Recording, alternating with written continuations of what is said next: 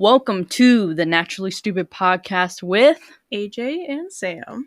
Yeah.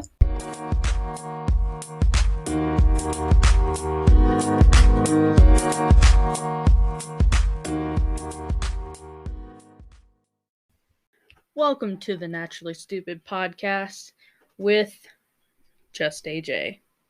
The reason Sam's not going to be in this episode today is because she's currently working, and we both discussed that it's best if at least half of TNSP posts. So yeah, we didn't want to leave another week of no episodes, so yeah, we decided on I'll do it. I'll post for you guys. I got you guys. I got it. We don't want to leave you hanging again because we'd hate that. But yeah, in today's episode, I'm going to read a couple urban legends that actually turned out to be true. And the website I'm using is called Mental Floss. So yeah, I'm using their article. So I hope you all enjoy it. And I know that we already did like 2 ghost story episodes, and we're not turning into a spooky podcast, but it is what it is. And yeah, if you have any other suggestions, go for it. Tell us. We would love that. Anyway, on to the first story. The first story is called Rats in the Toilet Bowl. And I think I've heard this one before, but I'm still going to read it. You stagger into the bathroom at 3 a.m. to relieve yourself. Groggy with sleep, you lift the lid and position yourself over the toilet. I'm sorry, but this is just kind of funny. Sorry if I laugh. And sorry if I can't read, but you hear splashing. Turning on the light, you see a rat looking back at you from the bowl. You're never the same again. Urban legends about animals in sewers have been a staple of scary stories, particularly the one about baby alligators being flushed down toilets and then growing to adult size in waste channels. Yes. Most often told about New York. But finding a rodent in your toilet inches from your vulnerable areas of your body is a particular kind of domestic terror, and one that happens to be possible. Dude, if I ever saw a rat in my toilet, I would never, ever use that bathroom again. I could never. I probably couldn't even walk into the bathroom again. Let me know what your guys' reaction would be. Drain plumbing for toilets is typically 3 inches in diameter or more, plenty of space for a rat to climb up. Oh, no. Don't say that.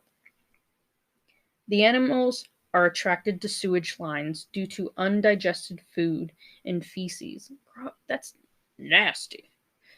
And can travel through pipes before emerging through an opening and into your bathroom. And yes, rats can be somewhat testy when they complete their journey. One aquatic rodent bit the rump of a female victim in Petersburg, Virginia in 1999.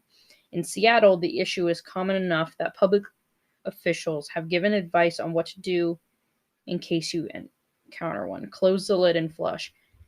Gee, I didn't think it happened that often. I'm never pooping again. If anything bit my butt during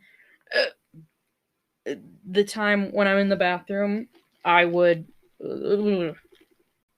Gee, I can't even think of, I've read this story before, and it took me so long to get the courage to get up at night and actually go to the bathroom without fear.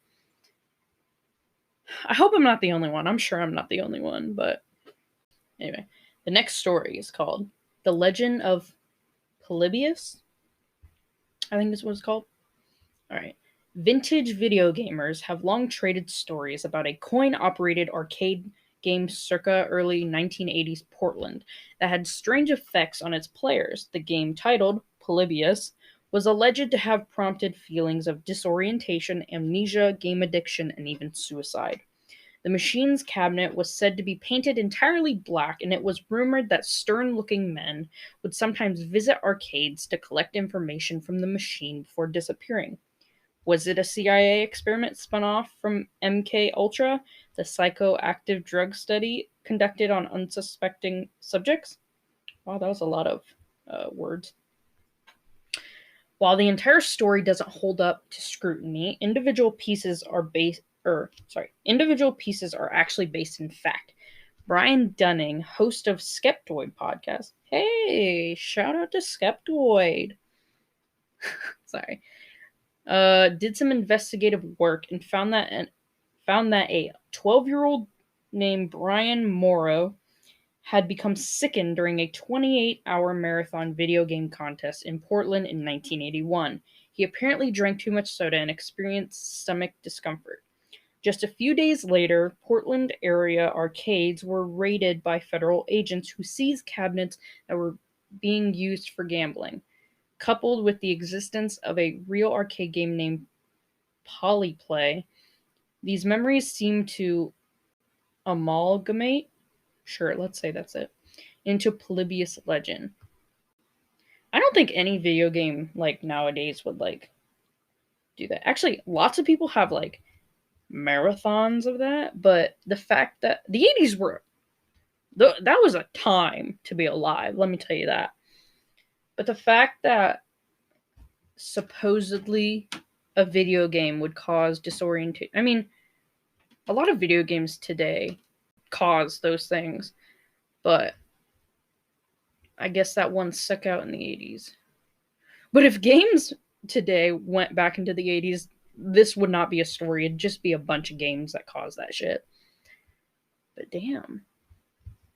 I'm not fucking playing Polybius. I want to know what that game's about, to be honest. Like, hang on. Let me Google this shit real quick. What even is the game? Like, the plot of the game. Like, what is it? In 1987, the Chicago Reader published a story about Ruth McCoy, a woman living in a Chicago housing project who made a frantic call to 911 insisting that she was being attacked in her apartment. Responders eventually found her dead of gunshot wounds. Investigators determined that her assailants had gained access to her unit by breaking through the connecting wall in the adjoining apartment and climbing in through her medicine cabinet. The complex was built that way intentionally so that plumbers investigating leaks could simply remove the cabinet to check the pipes. It became a frequent mode of entry for burglars, and in McCoy's case, her killers. That makes me glad I'm in a house. If I lived in an apartment and I learned that people could get in through my medicine cabinet just by taking it off, there would be a lot more security measures. Let me tell you, I'd have a shotgun, I'd have a pistol ready. Like, damn. Like, that just, like, proves the idea that, like, hotels, when they have the rooms connected by a door, like, that shouldn't be a thing. Like, that would scare the hell out of me. Even just staying in those, like, hotels do. Because you could hear every conversation that they had if you're talking like normally, and so you kind of have to keep a low volume when you're in it. And, you can't do the dirt without anyone hearing, like as is, but just adding that door right there just makes it more loud, which is nasty.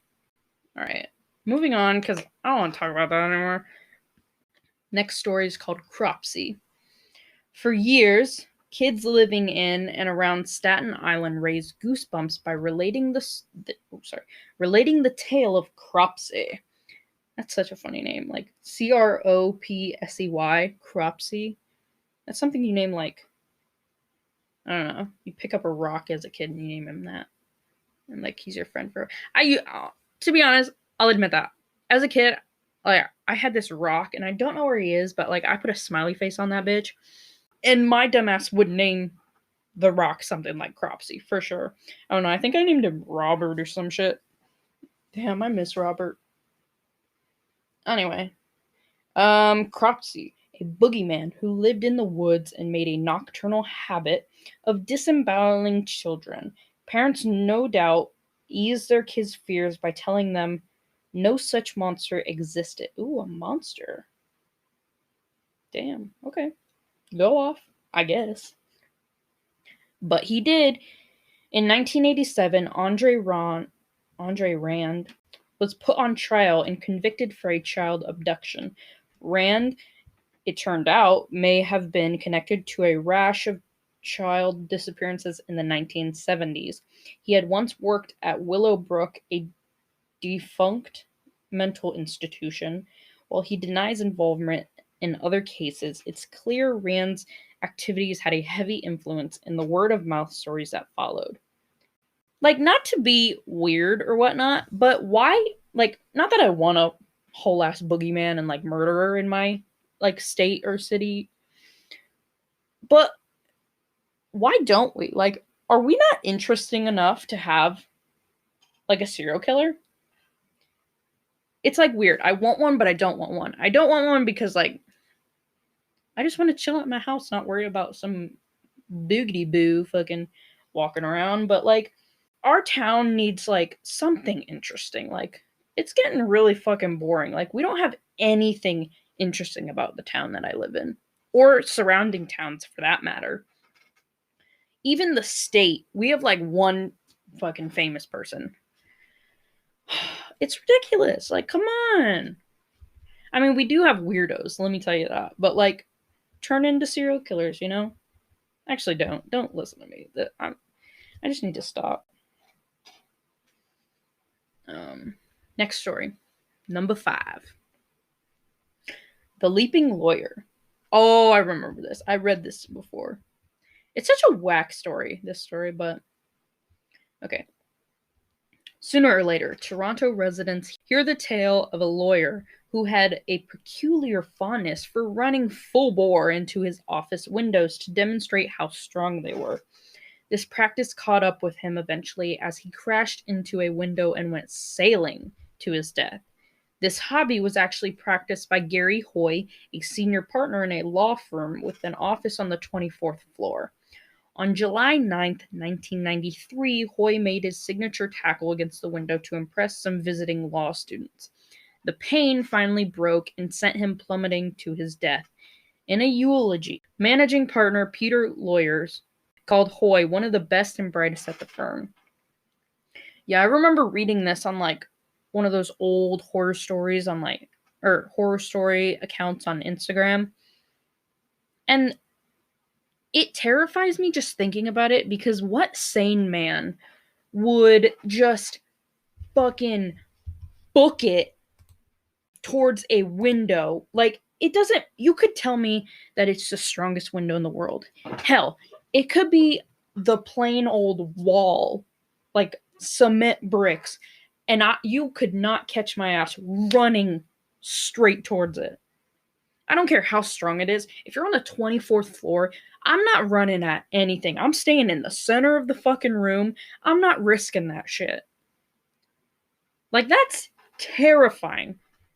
But this man had balls, and then, I mean, it got him, but, or yeah, it eventually got him, but also, he should have known that, like, it does, even though the window's strong, the, like, paneling, or the, what it says, the pane of the window, that's eventually gonna give in. I wonder if the window broke when it fell. I know it broke his fucking whole body, apparently, probably.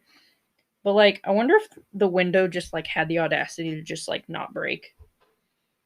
Like, not that that would be funny because he ended up dying, but the idea that the window still didn't break is kind of funny.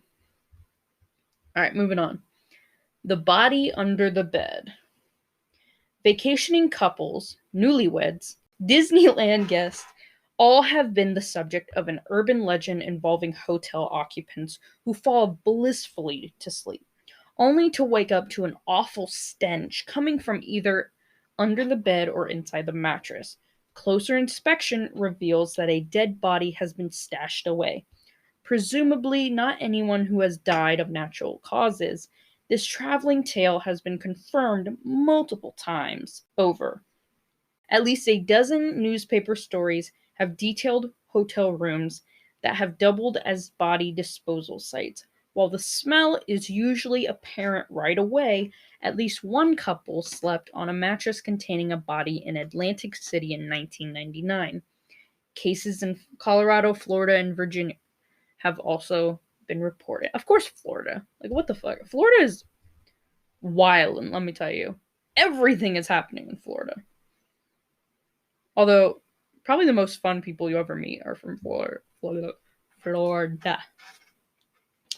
In 2010, guests at a budget lodge in Memphis were horrified to discover that they had been sleeping above the body of Sonny Millbrook, a missing person. Fabric softener had been stuffed in the ceiling tiles to try and mask the smell. At least 3 other occupants had also rented the room since Millbrook's disappearance. A court eventually convicted Millbrook's boyfriend, Lakeith Moody, of the crime. Gosh. Now we're on the beds of hotels. That's like a whole nother fucking thing. Like, if I have to stay in a hotel room with like that door that I was talking about, that's fine. But the moment I find out that someone's even murdered, like, they don't even have to be stuffed in the fucking mattress. I'm not staying there. I might stay there for, like, do a seance, because that's just me and I'm fucking whack. But if I learn that someone died in the room, but let alone, like, is stuffed in the mattress, I'm booking it the other way. Like, I'm not staying there at all. I would probably end up suing the hotel. That's whack. The thought of that is whack. Like, that couple slept on a mattress, and I'm in criminal justice, so, like, when a body is, like, decomposing, there's liquids, and let me tell you, and mattresses are just giant-ass sponges, and so that's gonna seep through real fucking quick. That's disgusting. Disgusting. Gross. Anyway. Number 7. The Main Hermit. For decades, people who vacationed in central Maine's North Pond area were puzzled by items that would go missing. Batteries and food from cabins, flashlights from camping tents. Rumors spread that a permanent fixture of the area would forage for sustenance and supplies. They were right. For 27 years, Christopher Knight lived alone in the woods, keeping tabs on hikers, canoeists, and other temporary residents of the grounds. When he was confronted by a game warden in 2013, Knight admitted he was responsible for an average of around 40 robberies a year. Despite the likely protestations of family and friends who dismissed tales of a hermit lurking somewhere in the woods, his identification proved that someone had been watching and waiting for nearly 3 decades. That's just spooky. Like, I love camping, but the idea of someone, like, in the woods with me, besides, like, family, watching, like, that's a horror movie. You're living a real life horror movie at that point.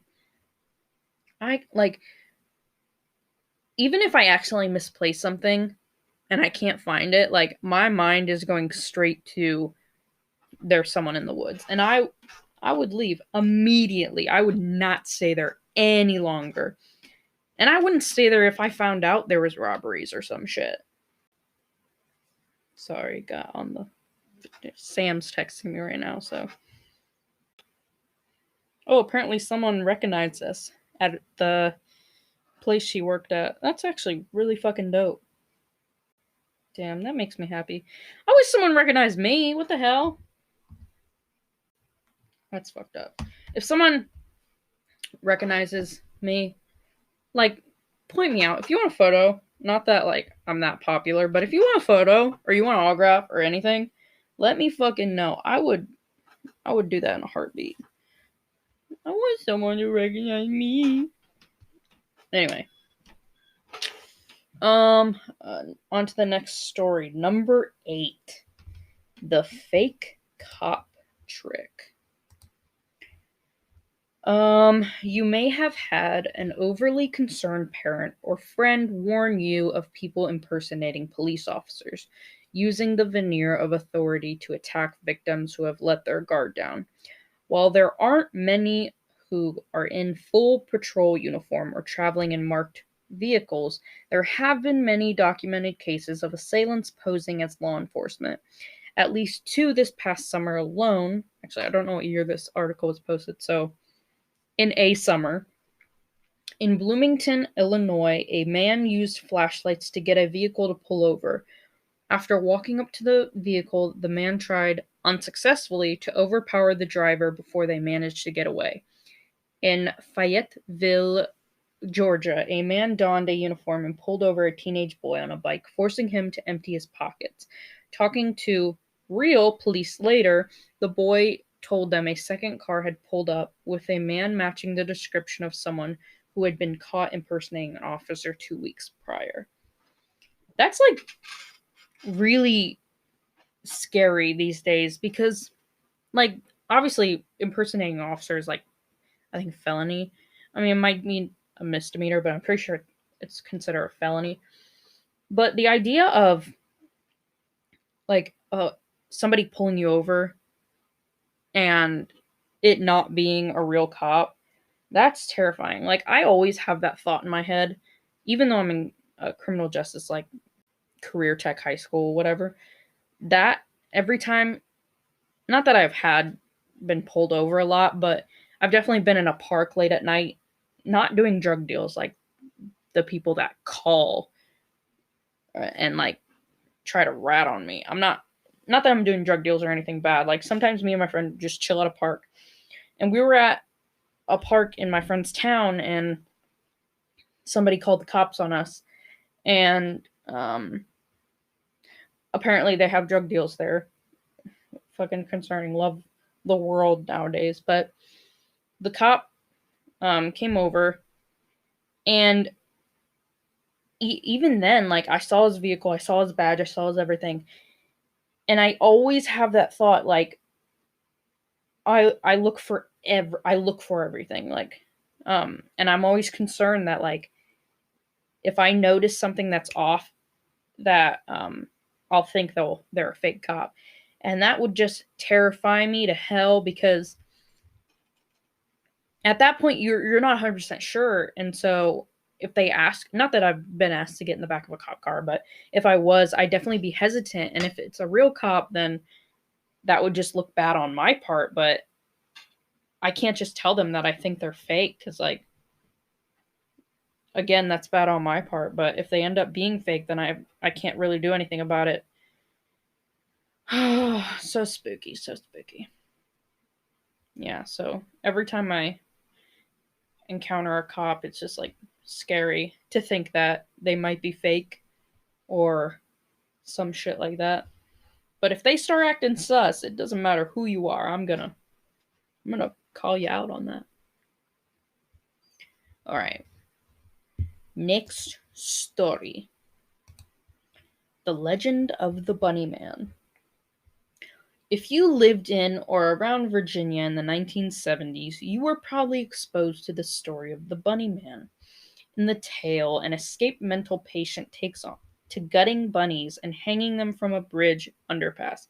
That's so sad. Not the bunnies.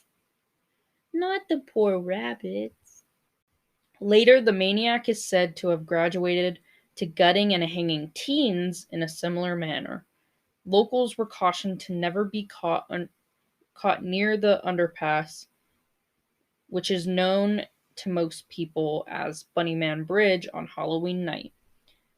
Of course, it's Halloween night. That's where all fucking local urban legends are based around. This story likely spawned from the very real presence of a roving madman in the area. In October 1970, oh, what a year! What a year! What a decade at that. In October 1970, a couple reported seeing a man dressed in a white suit and wearing bunny ears who began yelling at them that they were on private property. To punctuate his point, he threw a hatchet at their windscreen and apparently shattered it. There was a second sighting of Bunny Man 2 weeks later when a security guard spotted a hatchet-wielding man chipping away at a porch railing. Police tried unsuccessfully to locate the man, which he didn't disembowel anyone, or while he didn't disembowel anyone, the thought of what? Oh, damn, I can't read. The thought of a adult wielding both a hatchet and a pair of rabbit ears somehow manages to be just as disturbing. Now, guys, I've had a similar situation. Like, not that he was like wielding anything, but it was definitely a madman in a. So there was this man or woman, or honestly I couldn't tell. But so anyway, there was this person at my town's local gas station. I was with my sister at the time, and I forget where we were going, but we were passing the local gas station, and there was just this person, clearly psychotic, with honestly, well, it sounds like something I would do, but like a normal person, it would be insane. So there was this person in a big ass bear suit with like I think one of those like tux vests on. That's it, and like the bear mask and like bear costume. Like it was straight up some Five Nights at Freddy's type shit, and it freaked me the fuck out. And I pointed out. I don't think my sister saw it the first time. I said, Cheyenne, turn around, like do a U-turn, like go through or whatever. And so when we went past the second time, I pointed it out, and obviously she freaked out just like I was. I was freaked the fuck out because where the gas station was located, it was across the street from a like one of the, not a village, but like a complex where there was a couple like houses, and it was like I don't know how to call it, but there was houses there, like full on homes, like probably children home. And the thought of like a masked person, most likely insane, across the street from that was terrifying. And I was like, someone is going to get murdered. Damn, I guess we might have had a serial killer in my town. But that's besides the point. So we ended up turning around again because we were going the opposite way when we turned the second time. So we turned around again, and we could not find this guy or girl or whatever person. We could not find this person, which then freaked us all out. Or I say all, freaked us both out, me and my sister. And we both could barely sleep that night. And there was like no report on it. Like no one cared. I don't know if it was like, I highly doubt it was like a ghost, like paranormal, because like if my sister could see it and I could see it, like I highly doubt that. But the fact that no one reported the bear person is disturbing on its own. So I wonder where that person is. Not that I want to see him again, but I want to know where they're at, because that's spooky as hell, knowing that there's a bear person. Imagine if that was on the news. Oh, a local bear person terrorizes children. Jeez. Like, there was no news. No one else knew what I was talking about, but damn. I might have encountered a serial killer. And it was creepy, too, because, like, they were pacing back and forth, and I'm sure they went across the street, like, a couple times, which is, again, scary, because the houses were right there.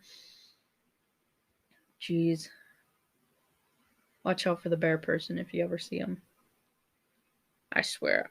Like, and me and my sister are, like, fans of Five Nights at Freddy's, so immediately we were like, oh, it's an animatronic, watch out! It escaped. But damn, the thought of that, spooky. But yeah, even like whether they're a bear or a bunny, the thought of like a mascot looking thing just like roaming the streets at night, even without the like what machete they said, that's still spooky as hell. All right, next story. Number 10, Charlie No Face. Imagine finding yourself outside alone in the dark on a residential street. You hear footsteps approaching. Suddenly, a man with a misshapen face appears. You run, terrified beyond words. You spread the story of the man with no face throughout Pennsylvania. Why is it always Pennsylvania? Like, what the hell? It's like every story pretty much is just always based on Pennsylvania. It's fucked up. Come on. What the hell? Pennsylvania's got some problems. uh Charlie No Face, also called the Green Man, was actually a man named Ray Robinson, and he was no figment of anyone's imagination. Born in 1910, Robinson was disfigured as the result of an electrical accident at the age of 8. He touched active wires, which effectively maimed him. Knowing his appearance could be disconcerting, Robinson took to taking strolls after dark. He often walked a path along Route 351 in Beaver County, Pennsylvania. While his intentions were honorable, encountering Robinson in the dead of night inevitably led to spreading stories about a boogeyman haunting the town. Robinson died in 1985. That's so sad. Because nowadays, like, that shit would not pass. Like, I feel bad for this guy. But I totally understand the idea of like getting freaked the fuck out if they saw someone like that. But the idea that he has to do that, like take walks at night if he wants to go out in public, that's super sad. Although it was what 19 or 1900s, he might. So they're saying man, and he was born in 1910. So like what 1930 to the 1950s or some shit, or actually to 1985. But yeah, these day and ages, like he would have been fine walking in public because he could flaunt who he is and no one cares who anyone is or what anyone does anymore because like you do you, boo. But the idea that he was nice enough, not, I shouldn't say it, but like that he was nice enough to walk at night so he didn't scare anybody. But that's so sad hearing that. But I remember hearing about this story as a kid, and obviously if you read it as a kid you're gonna be scared and you're gonna like not want to walk at night. I mean, you shouldn't walk at night, let alone, but yeah. Damn. R.I.P. Mr. Robinson. Anyway. Story 11. The all too real corpse decoration. Notorious outlaw Elmer McCurdy took on a second life following his death. In 1911, the embalmed corpse of McCurdy became a grim sideshow attraction throughout Texas, with people eager to see the famed criminal on display in funeral parlors and carnivals. Though it's hard to document all of his travels, he eventually wound up in Long Beach, California, where someone apparently mistook him for a prop. McCurdy was hung in a funhouse at the New Pike amusement park, his humanity discovered only after a crew member on The $6 Million Man, which was filming there in 1976, tried to adjust him, dislodging his real arm. The following year, his corpse was put to proper rest.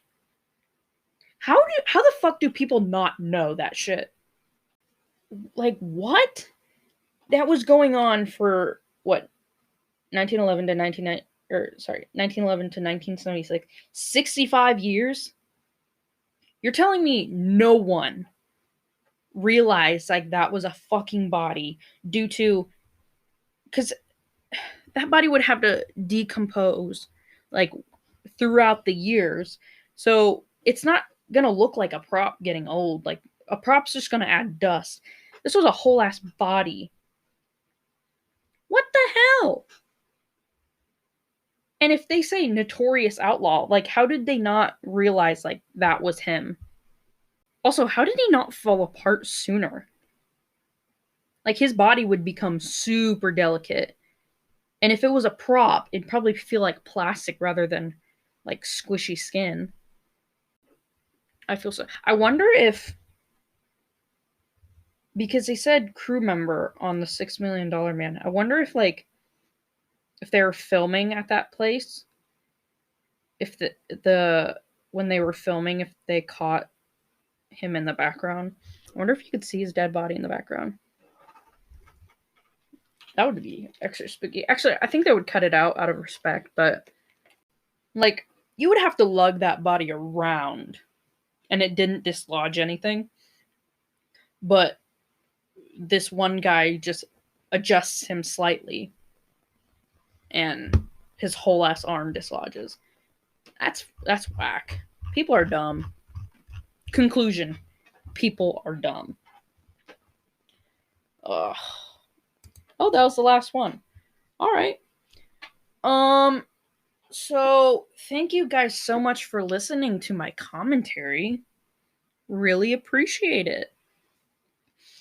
If you guys want more stories like this, please let me know in the comments, and hopefully Sam will be joining me next time. Follow us on Instagram at the Naturally Stupid Podcast, no space, no caps. Follow us on Twitter at Podcast TNS. Join our Discord. Support us on Patreon. Also support us on Anchor, which is what we're filming on. If you have any other episode ideas, please let us know in the comments or DM us on anything. And that should be it. I'm AJ, and with no Sam. And we'll see you later, dudes.